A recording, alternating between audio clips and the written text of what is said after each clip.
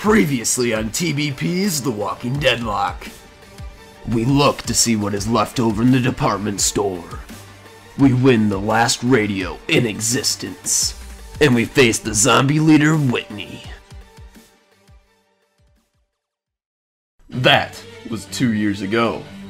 Nobody knows where Rick went after that Whitney battle. Escaped, found an island, or got eaten alive. Or even then, took his own life. So now, here we are in the search of finding Rick Grimes. And now we'll be taking a new identity. Someone who is more badass than who Rick really is. We are going to be Lee Everett, a character from The Walking Dead. Rick Grimes was last located in the land we call the Hoenn region. So far, we have no other information, and our main goal, since we are in the Hoenn region ourselves, the main priority is that we're going to need to survive.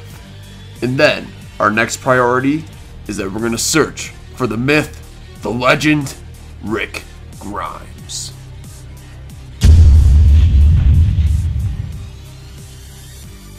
Now it's time for the rules of The Walking Deadlocke. Rule number 1. The player may only catch the first Pokemon encountered in each area, and none else. If the first Pokemon encountered faints or flees, there are no second chances. Then there's Species and Dupes Clause, which adjusts the first encounter rule to ban duplicate captures. Number 2. Players must also nickname all their Pokemon for the sake of forming stronger emotional bonds. Rule number 3. A blackout or a whiteout is considered game over, even if you have a Pokemon in the PC. Rule number 4. Starter Pokemon is based off the player's trainer ID number. If the last number is 1 through 3, the player starts with a grass type. 4 through 6 is a fire type. 7 through 9 is a water type. 0 is the player's choice. Rule number 5. If the player runs into a shiny Pokemon on the incredibly rare chance, the player may still catch it, regardless of whether or not it is the first encounter in the area, and use it. It does also not need to be released if it faints. Rule number 6. If the player has no Pokemon that can use a certain field move that is required to continue through any given point of the game, they may catch another Pokemon that can learn said field move. However, it cannot be used in battle for any reason. It must be released, permanently boxed, or migrated as soon as this player gets another Pokemon that can use that field move. Rule number 7. All Pokemon must hold the Focus Band. They cannot hold any other item. The Focus Band is an item that acts like a focus sash.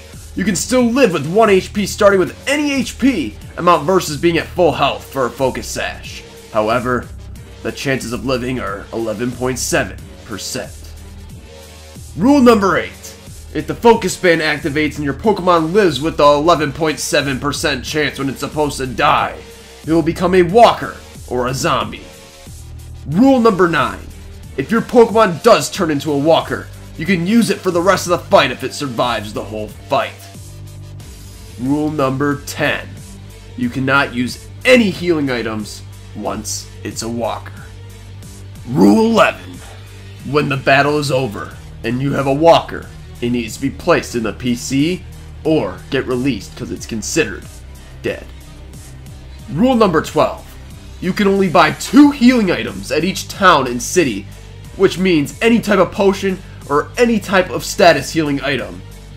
Also, you can only buy 4 Pokeballs at each town, which you can use any type. This is supposed to simulate scavenging for supplies. Growing berries in the game does not apply to this rule. In survival, use the resources provided to you and take advantage. Rule number 13. You can buy 1 extra healing item or Pokeball if you beat the gym leader. So, the total of healing items you can buy are 40, 32 from towns, and up to 8 from beating gym leaders. Plus, you can take any potions you find in the wild during your journey. Rule number 14. the battle mode will be set to set. When you're surrounded by walkers, you cannot escape unless you fight. You have to battle until the end. Rule number 15. The experience share is not allowed on this run, especially for training, in order to make this run more difficult. Rule number 16. Mega evolutions not allowed. Rule number 17. The Walking Deadlocke will not start until you get the focus bands into your save file. Once you have the ability to trade in focus bands, you need to do it. You will need to catch a trade Pokemon in order to trade for focus bands. Once you have the focus bands, release the traded Pokemon. Now it's time for an optional rule, which is not in this run as of right now, but it depends on how the run is going.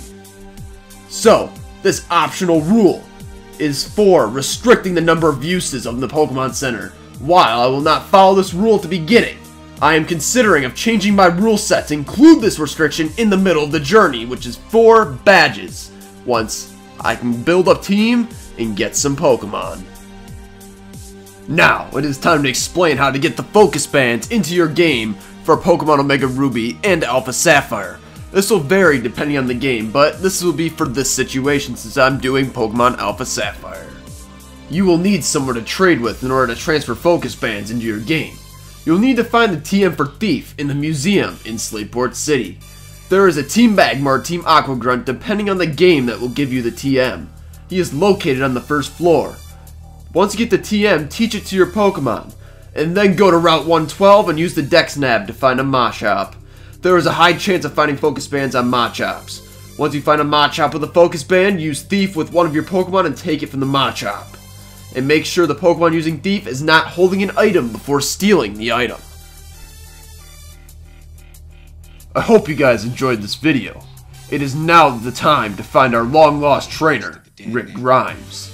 You can play along with me as we go through this Nuzlocke variant. If not, it will still be a heck of a ride just watching this series. See you guys next time for the first episode of the Pokemon Alpha Sapphire Walking Deadlocke.